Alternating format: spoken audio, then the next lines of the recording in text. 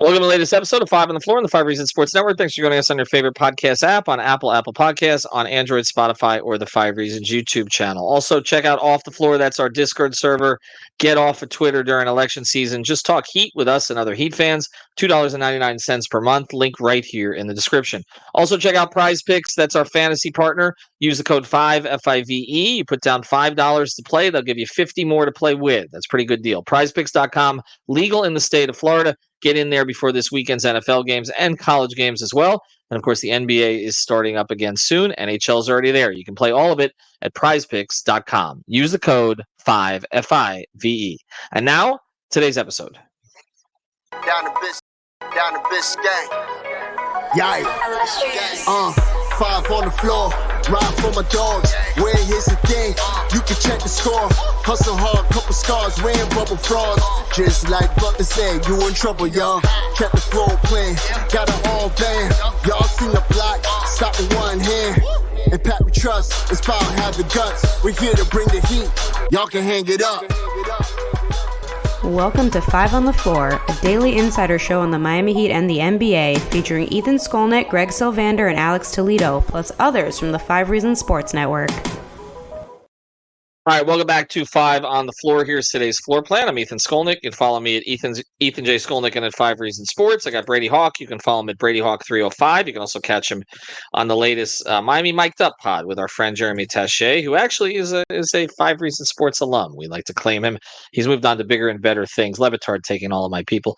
And we've got Alex Toledo. You can follow him at Tropical Blanket. So check out the last episode that I did with Howard Beck, my old colleague at Bleacher Report. Howard, by the way, is at the Ringer now, and he makes it very clear at the beginning he's not a Boston fan. So he's the one at the Ringer, based still in New York. Of course, he's from California, and he spent some time with me talking about his clarity index, where he split the NBA franchises into tiers in terms of how clear their direction is, not how good they are, but how clear their direction is. And he actually had the Heat in the fourth of the five tiers, which he called the stained glass tier, which is basically like the closer you get to it, the less clear it is. And so we talked about how it can get clearer over time. We also talked about the other NBA teams and what tiers they're in. And when I asked him, because we talked about the Heat, I'll just do a little giveaway here. We talked about the Heat from the idea of kind of pivoting maybe towards a younger build at some point, maybe a post-Jimmy era. And I asked him, I said, who's the one guy in the NBA that you think could come? There's one superstar who could be available in the next couple of years, because a lot of these guys like Donovan Mitchell, et cetera, have re-signed. Durant doesn't seem like he's going anywhere. And, we've talked about Luka, but it looks like Dallas is in a clear tier where they're trying to push forward for now and keep him. The one name he brought up again, and this is a familiar name, maybe we can reprint those Bam Giannis t-shirts and make them Bam Giannis 25 or 26 instead of 21, because that's really the only name that he could come up with. So listen to that episode. Milwaukee is my team to drop this year, by the way. That's the one I'm going with. I think Milwaukee is the team that drops out of the top four in the Eastern Conference, because I just don't see Middleton and Brook Lopez and Portis and some of those guys being able to be the supporting players to Giannis and Dame that I think they need them to be. But anyway, today's episode, we're talking about the Heat specifically, and we're going to talk about a couple of guys who are going to be coming back. Now, we don't know if they're coming back Sunday. Now, the Heat's preseason game Thursday was canceled because of the weather. Sunday's game is on. They're going to be playing New Orleans at 3:30. All three of us, Alex, Brady, and myself, will be at the game. And I don't know if Herro and Jaquez are going to play. I know that both of them don't have significant groin injuries. I heard Jaquez's was a little bit more significant than Herro's, but that it's not going to keep them out long term. But at some point, they are going to return. And in their absence, we've seen a couple of guys break through here. Pelle Larsson, who's somebody that we've liked since his drafting, since Summer League. The scrimmage looked good in the first preseason game. And then, so we got one rookie, a second-round pick, and then Alec Burks, not a second-round pick. He's a former first-round pick from way back that they picked up from the Knicks, and he has fit in right away, as I think we thought he would. And Alex has been on this from the very beginning. And so what we're going to talk about is, like, once those two guys, Herro and Jaquez, come back, and then Jay Rich eventually, and listen to the episode that we did with him, where do guys like Burks and Larsson fit? So I'll start with you, Brady. Which of the two of them do you think, if everybody is healthy, has the better chance to get minutes? Ooh, when everybody's healthy is a good way of framing that. because in most scenarios, my answer is Pelle Larsson. But I kind of the mindset that if one player, and I've made this point over and over again, if one player is out and it doesn't matter who they are, Pelle can slot in for them. And honestly, I'll probably say I just think he's ready now. I think that he fits in so many different roles and he plays in so many spots. I've said it before. Like if they need a backup point guard, he could somewhat play that role. Like he could be the player that could bring the ball in the floor and get you into your spots. He could be a shooting guard. He could be kind of the spot up shooter if one of their shooters is out. If a Jaime Jaquez is still out, easily could slot into his role off the bench, and he could play kind of the off ball role. A lot of the stuff that he just does offensively, and he can guard like high level perimeter players on the other end. He's shown he can do that consistently.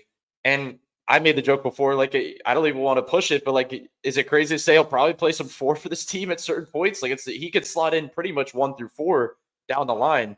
And I'm just watching his play. We've seen him in summer league and some of the growth from there. We've seen him in camp and we've seen him now in the scrimmage in this first preseason game. And it's like every time we see him, he looks better and better every single time. And it's like the more opportunity you give this guy, I think he's going to be ready immediately. And I really do believe that. I kept saying I felt like the last ability for him was the shooting, was like, okay, getting the shot up more often from 3, just being more confident, I guess, getting that shot up and seeing him that first preseason game kind of start the game 2 for 2. Ball doesn't even hit the rim, just straight net on both those shots. And it's like, I don't know how it's been really hard for Spo not to play him. He's kind of putting himself in that position. So all the way healthy, it's still tough because like let's just draw it out here. It's like the normal starters off the bench. You have Duncan, Jaime, Haywood, and whatever big you want to slot in there, and it's probably gonna be Kevin Love. Those are probably your strong core 4 that they're probably gonna play when healthy.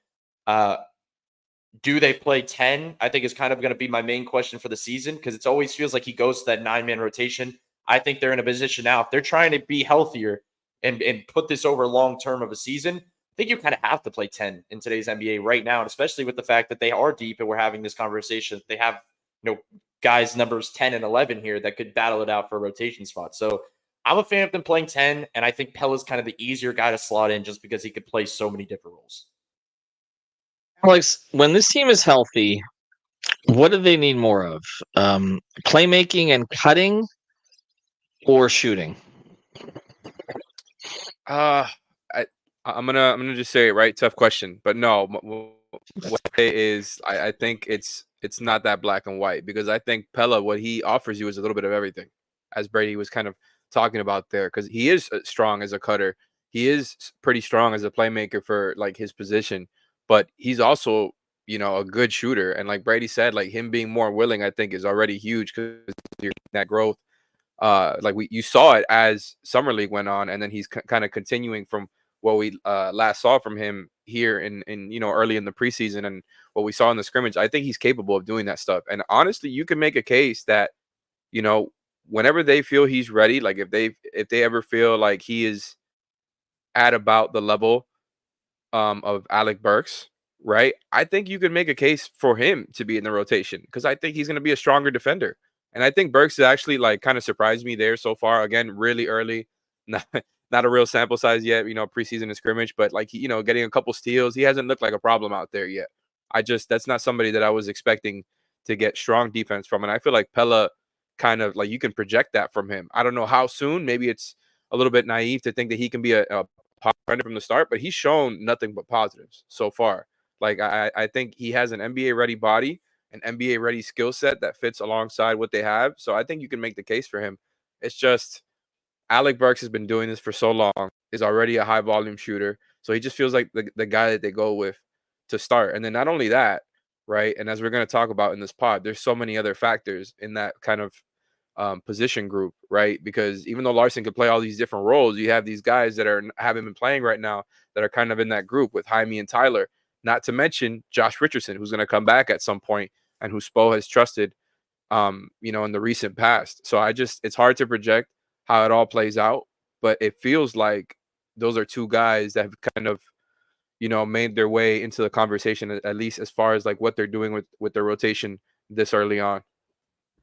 Yeah, Jay Rich is the wild card here. Because first thing, I don't know how close he is. He was very honest with us on the podcast that he's never experienced anything like this before. and that it's like one good day and then you got to wait, right? Until it feels good again. And they obviously don't want to push it. They don't have to push it because they do have Burks, they do have Larsson, and they're going to get Herro and Jaquez back. So they've got plenty of guys at these spots. The Caleb Martin minutes being available to players, you've talked about that, Brady, that, Jaquez was going to take up some of that production. Larsson can do some of those things. But there is a role here because Caleb's not here anymore. But Josh also had his consistent role first half of last season, even when he wasn't particularly effective. He started to get more effective like the 3 weeks before he got hurt. What does Spo do with him? Because he's used him in so many different roles over the years. He was a primary scorer for them at one point. We know that's not going to be the case now. Sometimes he's been a catch and shoot player. Sometimes he's been, running pick and rolls. How does he use him? And does he end up sort of blocking Larsson once he comes back? So we're talking so heavily about the offense. We're talking about the cutting of Larsson and playing different roles, and then obviously the shooting of Burks. But like, it really comes down to me is like the guy that's going to play is going to be the guy that is defending at the highest level, and that's going to be the guy Spo trusts. Not just because he knows Josh for longer or Pelle's new. It's going to be like who he trusts on that end of the floor, because that's ultimately, for me, that's kind of like the worrisome part of this season, I think, is finding those wing defenders, those perimeter defenders to like make this all work. I think they, like I keep saying, I think they're going to figure out the offense somewhat. Like they're going to be serviceable on that end. And we're going to be talking more about the other end. So if Josh comes back and he's kind of a real solid point of attack defender that they feel like they can slot in and play that role at the bench, he's going to have the edge. But what we're seeing from Pelle right now is like, obviously we want to see it against different competition. Like we want to see it against like these real level NBA teams. Like they always give them these opportunities. But like if he's defending at the level that we've seen summer league, scrimmage, camp, the way he gets after it, even college and in his first preseason game, like he is a real solid defender. He can get around screens really well. He denies. He's like just a pest in general. Like he doesn't really give you a lot of space. So I think that's what's going to be utilized here. It's not just because he's such an all-around player on the offensive end. It's the fact that I really do think he's solid defensively, and that's what will give him the nod. So to your point, I'm really curious to see what Josh looks like when he comes back. Like that is going to be the swing thing. It's not for me. It's not like, is he going to come back and shoot 38% from three? Or because he's mostly going to be in a spot up role. We talked about that on media day with him. It's like he's looking around this roster, and it's like there's so many guys that need the ball in their hands, and I think he knows the role he's in. It's going to be, he was shooting like 45% from three, I think it was in January last year. Like right before the injury, he was peaking. He was shooting it like at a really high level. So if that's happening and he can kind of shore up some of the defensive stuff on the point of attack, he'll get minutes. But I that's kind of the question mark here, is what he's going to look like upon return, because it still feels like he said he's around probably a month away still, I guess. So like we don't know what that's going to look like when that comes around, because in a month, Pelle might be a regular rotation guy by then. Like we don't know what a month looks like for these young guys. And they also may want to take a look at Nasir Little during that period of time. We haven't talked about him much, but they do have to make a decision on him by January 7th. And it felt a little bit to me like the Nasir Little acquisition was and they're not the same player, obviously, but just having another body there until Josh is back, because it does buy a little bit more time if Little can play functional minutes when they do plug him in. Of course, they have the two ways too. So I mean, Josh Christopher right now has one of those two ways, and he could be worked in also. After the break, though, I want to get to the specifics of this idea of who you trust, because this is a big thing with Spo. And it's interesting we talk about Jay Rich in this context, because I feel like there are certain roles that Jay Rich can be trusted, and there are other roles that he's played earlier in his Heat career where maybe even Heat fans didn't have quite the same trust in him. And to me, some of this comes down to role and fit around Jimmy and Bam, and that's because ultimately that's the two guys that this thing is gonna circle around. Before we do, though, want to mention a great sponsor of the 5 Reasons Sports Network. You're going to hear from them a lot on our post-game show as the sponsors of our Defending the House segment, and that's the Real Estate Shop. That's with 2 P's and an E in it, the Real Estate Shop. That's Javier Iglesias and Amanda Martin. And what do? They help buyers and sellers in real estate. They're honest, approachable, smart, and they're nimble and protective of their clients. They service the entire Tri-County area. That's Miami-Dade, Broward, and Palm Beach.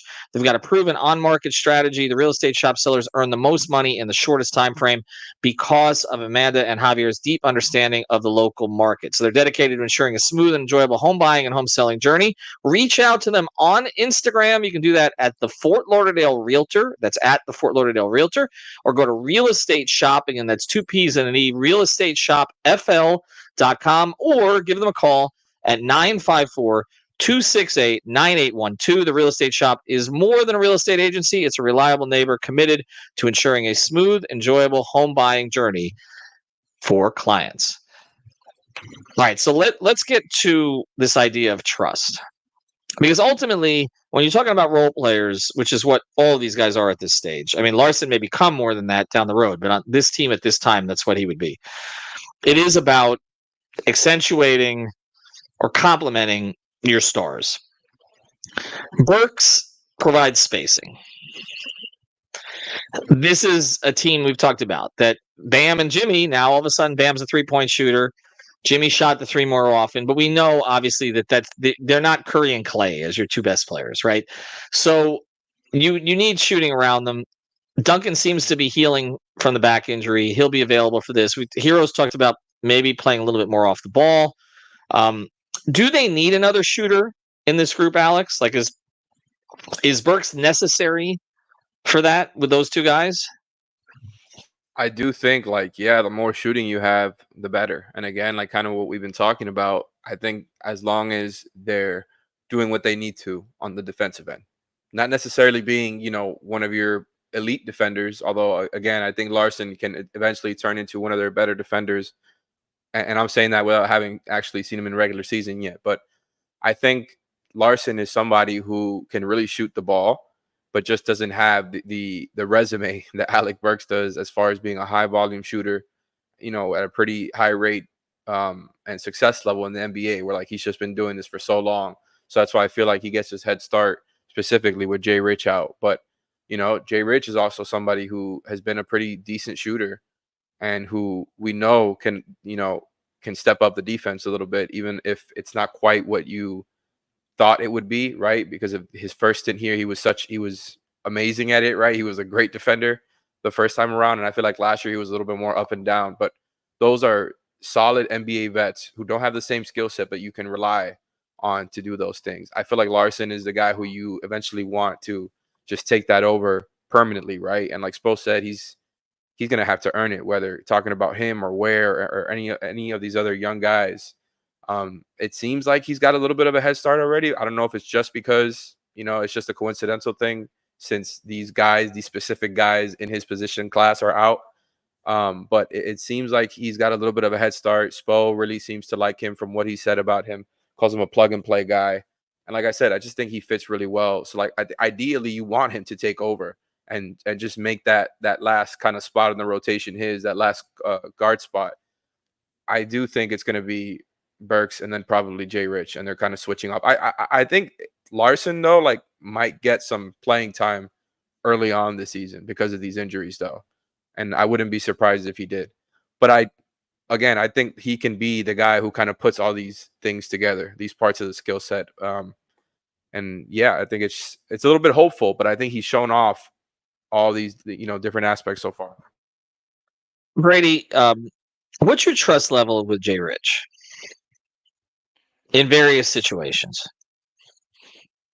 I guess trust level is weird to detect because like I don't see him closing a lot of games, but like I see him being valuable like in the middle part of the game. Like I think he's kind of like a connector piece where he's kind of the guy, the role player that you need to get you through certain stretches with like the stuff we talked about, whether it's like a spark shooting stretch or if it's the fact that they just need his defense because they don't have other guys to do it.